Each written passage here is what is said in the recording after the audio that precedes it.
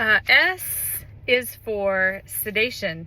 And sedation, I understand it's more of a topic than a drug, but I really wanted to focus on selection of different sedation meds within the emergency department. So we all know when you say, I'm going to sedate a patient, you have 20 meds you can choose from. And so which medication are you going to choose?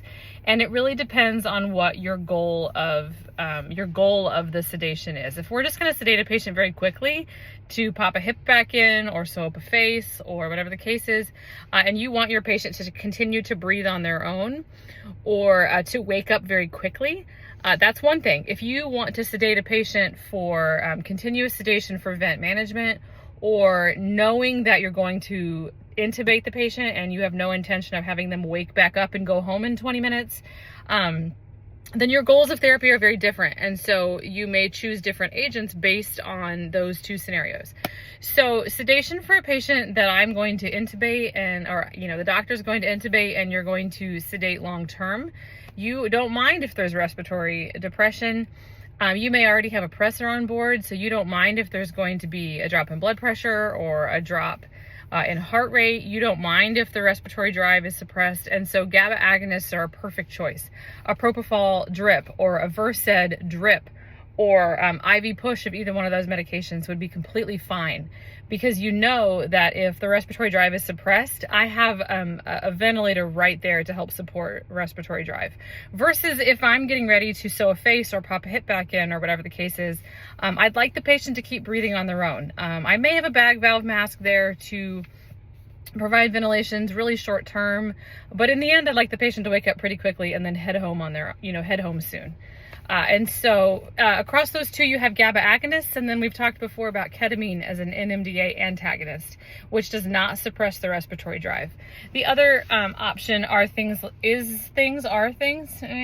etomidate, which works super fast. So you can give etomidate, which does suppress the respiratory drive, but it does it super quickly. So you can give a low dose of etomidate, like 10 milligrams, cardio over a person, have them wake up within 10 minutes and maybe never have to supply any oxygen at all. They've continued to breathe on their own throughout the entire procedure. So things like etomidate works super fast. Versed has some GABA agonist activity. It's a benzodiazepine, super amnestic. They're not going to remember it at all, and it's pretty quick. Propofol works quick in low doses, but absolutely will suppress the respiratory drive, cause hypotension, cause bradycardia. As a continuous infusion, as we all know, will absolutely provide full sedation for ventilator management.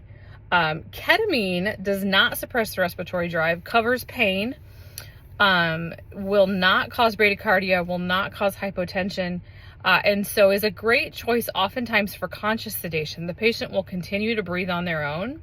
Even if you have to remind them to do so, they'll continue to breathe on their own throughout the procedure, and it wears off pretty quickly. So within 30 minutes or so, your patient's walkie-talkie again and maybe can head home within an hour or two.